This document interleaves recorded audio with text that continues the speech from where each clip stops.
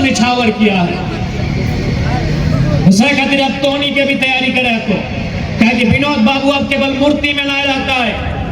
विनोद बाबू के मकसद, विनोद बाबू के सोच, विनोद बाबू के विचार एक एक गांव तक, एक एक व्यक्ति तक, अंतिम पायदान तक ले जाए की आवश्यकता। आज धोनी बताओ, इतना बड़ा आसपास में निरसा तो चारों तरफ कोलियरी, छोटे मोटे कोलियरी, दूधू का बड़ा बड़ा डैम, लेकिन आज यहाँ के लोकल आदमी के की मिल रहे कि हमार पानी और हमार पसीना, हमार पानी और हमार पसीना और बिजली जले लो शेख हसीना। गलत बोला আমি মিথ্যা কথা করছি কি? এটা সত্য কথা। আমাদের পানি, আমাদের পসিনা আর বাংলাদেশের महारानी शेख हसीना आज के उन्हें आज के तख्ता बदल, ये हमारे राज्य की सच्चाई। इसलिए अब इस राज्य के लोगों को समझना होगा कि हमारे साथ क्या हो रहा है, आज क्या हमारे साथ हो रहा है। आप बताइए, आज जितना मिनरल्स का प्रोडक्शन, जितना खनिज संपदा, कोयला, बालू, लोहा, तांबा, कॉपर, यूरेनियम, एल्युमिनियम, माइका जितना झारखंड देता है उतना कहीं नहीं मिलता। लेकिन झारखंड के लोगों को क्या, हमने क्या नहीं दिया इस देश को, हमने इस हिंदुस्तान को क्या नहीं दिया। हमने इस हिंदुस्तान को एशिया का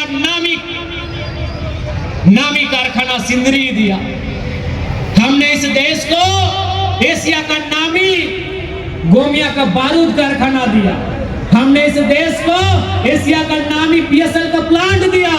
हमने इस देश को 27% कोयला दिया। हमने इस देश को वो सारा दिया जिस देश की जरूरत थी, लेकिन हमारी जरूरत कौन पूरा करे? हमारी जरूरत कौन पूरा करे? हमारे आने वाले भविष्य के लिए बेहतर शिक्षा की बात कौन करे? हमारे आने वाले भविष्य के रोजगार की बात कौन करेगा? उनके हक अधिकार की बात कौन करेगा? इसलिए झारखंड के लोगों, अब आपको ये सवाल करना होगा, क्या नहीं दिया आपने? आपने गांव का गांव दे दिया, आपने अपना सर्वस्व निछावर कर दिया इस देश के नाम पर। लेकिन आज आपको क्या मिला? आज आपको कोलकाता के बाबुओं का डंडा मिला और पटना के अधिकारियों का जी हुजूरी करने का मौका। आपको क्या मिला जो इस राज्य के?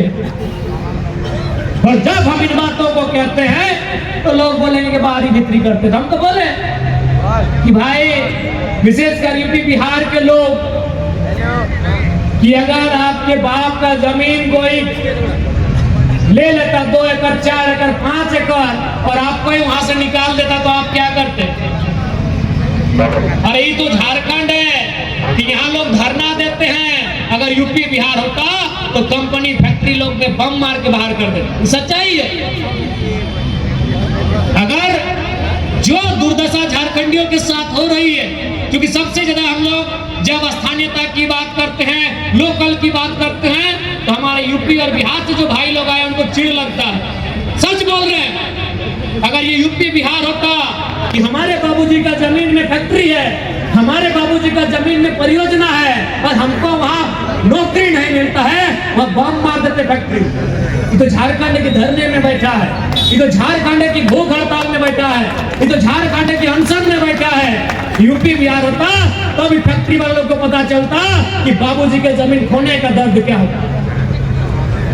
अरे सीधा सप्ता सरल गरल झारखंड के लोग इसीलिए धरना देके बैठा है, इसीलिए भूख हड़ताल करके बैठा है, इसीलिए अनशन में बैठा है। हम गारंटी देते हैं, क्योंकि जब हम ऐसा बात बोलते हैं तो इनको लगता है कि हम बांटने की बात करते। बांटने की बात नहीं है, यहाँ हमारे अधिकार की बात है। और बिल्कुल मैं आज विनोद बाबू के पुण्यतिथि के कार्यक्रम से तमाम डीवीसी प्रबंधन को चेताऊंगा कि बहुत हो चुका है जुल्म, बहुत जोर जुल्म हो चुका है, बहुत ही अन्याय हो चुका है। आप रुक जाइए, अब अब रुक जाइए, हो सके तो अपने जुल्म को रोक लीजिए, अपने इस तानाशाही रवैये को रोक लीजिए। नहीं तो अगर झारखंड के लोगों ने चाह लिया ना तो एक एक ईंट से ईंट बजा देंगे। इस बात को जानिए। अब झारखंड फिर से खड़ा होगा, झारखंड फिर से उलगुलान के लिए खड़ा होगा। और इस बार के उलगुलान में जो भी अन्यायी लोग होंगे, जो जुल्मी लोग होंगे, वो कोई बख्शे नहीं जाएंगे। इसलिए आज विनोद बाबू के पुण्यतिथि के दिन स्पष्ट कहेंगे, आपने अगर जमीन लिया है, हमने दिया है, अच्छी बात है। अधिग्रहण का जो नियम होता है उसके तहत जो सुविधाएं विस्थापितों को मिलनी चाहिए वो सारी सुविधाएं दी जाए, वो सारी सुविधाएं दी जाए। नहीं तो याद रखिएगा, विस्थापित अगर दर्द की सीमा पार करते हैं, झारखंड का व्यक्ति अगर दर्द की पराकाष्ठा को पार करता है तो इस बार वो किसी को नहीं बख्शे, मरता क्या नहीं करता। अब ये पानी सर से ऊपर जाने लगा है।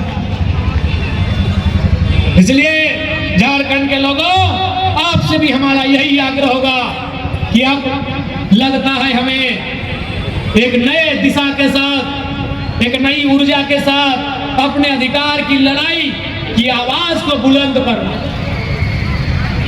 अब लगता है हमें कि अपनी आवाज को नए तरीके के साथ, नए जुनून के साथ बुलंद करना होगा। इसलिए आज बढ़िया दिन है, आज के दो में भालो दिन আছে कि विनोद बाबू पुण्यतिथि। आज बढ़िया दिन, एकदम प्रण लिए की आवश्यकता है, क्रिया है की आवश्यकता है। नए तरीके से झारखंड में आंदोलन होगा जिससे झारखंडियों का उन्नति। हमने बहुत सहा और उस सहने के क्रम में हमने खोया भी बहुत है। अब पाने का समय है झारखंड वासियों। 25 साल का झारखंड अब हिसाब मांगेगा। अब 25 साल का झारखंड हर एक विभाग से, हर एक योजना से, हर एक परियोजना से हिसाब मांगेगा। बीसीसीएल की खदानों से हिसाब मांगेगा। पंचित डैम की जो गहराई है उस गहराई से हिसाब मांगेगा। तमाम योजनाओं से हिसाब मांगेगा। आंख से आंख मिला के हिसाब मांगेगा कि 25 सालों में हमने बहुत कुछ दिया, आपको जो देना था आपने झारखंड के लोगों को क्या दिया। अब ये झारखंड हिसाब मांगे, हिसाब मांगने के लिए तैयार है।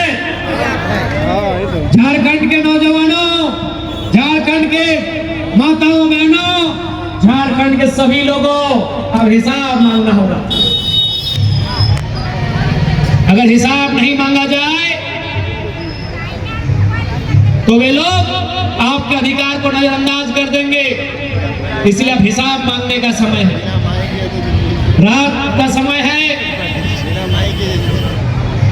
आप लोग काफी दूर दराज से आए हैं,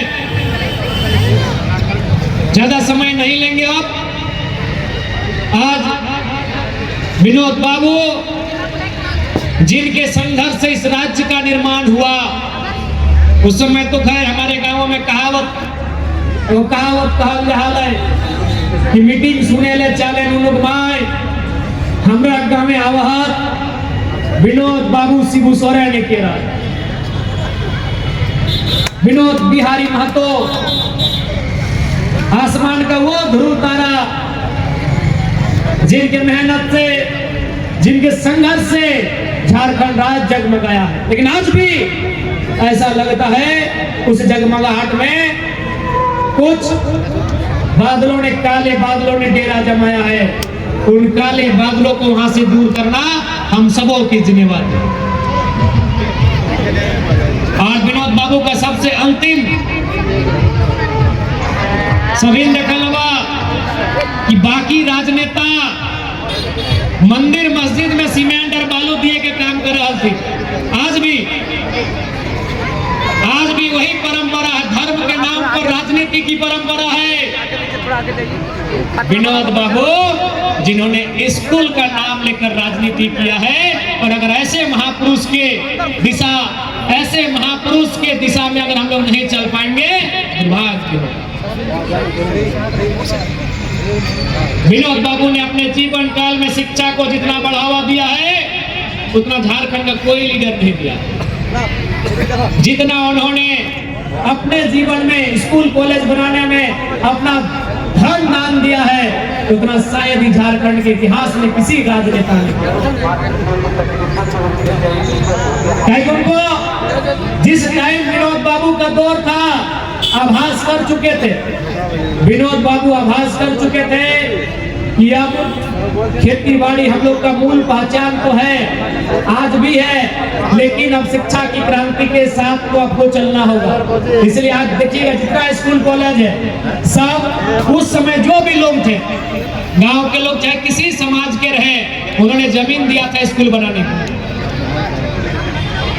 आप कहीं चले जाइए, सरकारी स्कूल तो बहुत लेट से बना और सरकारी स्कूल तो बहुत कम बना। सबसे पहले जमीन दान दिया गया स्कूल कॉलेज बनाने के लिए। और आज भी अगर बहुत सारा सरकारी स्कूल भी है ना, तो जो किसानों ने जमीन दान दिया है उन्हें जमीनों पर है, कहे ना, उनको भी पता था कि अब शिक्षा की क्रांति से हम अपने बच्चों को दूर नहीं रख सकते हैं। अब शिक्षा की क्रांति से नाता जोड़कर अपनी पीढ़ी को हमें आगे बढ़ाना होगा। इसलिए विनोद बाबू के विचारों में शिक्षा एक महत्वपूर्ण स्थान है। आप किसी भी प्रकार से शिक्षा से नाता नहीं तोड़ेंगे, ये मेरा आपको संदेश है और मेरा ये अनुभव भी है। अपनी सौभाग्य जाने कि आज की हम एक एमएलए, आप सभी जानते हैं कि आज भले हम एमएलए हैं, लेकिन इसके बावजूद हम लगातार विश्वविद्यालय से अपनी पीएचडी की पढ़ाई को जारी रखे हुए। क्योंकि मान के चलिए हम आज एमएलए हैं, कुछ साल बाद एमएलए एक दिन ना रहे, और स्वाभाविक है, हर आदमी, बहुत कम ही लोग होते हैं कि भाई पद में रह के दुनिया त्यागते हैं। अगर मान के चलिए हम लोग कभी भविष्य में एमएलए ना रहे, तो लोग हमें पूर्व एमएलए कहेंगे, अगर मंत्री पद रहे तो कभी पूर्व, जो भी आपका रहेगा पूर्व कहेंगे। लेकिन आज जिस पढ़ाई को हम पढ़ रहे हैं वो पीएचडी की पढ़ाई है, और आजीवन हमें लोग डॉक्टर जयराम महतो।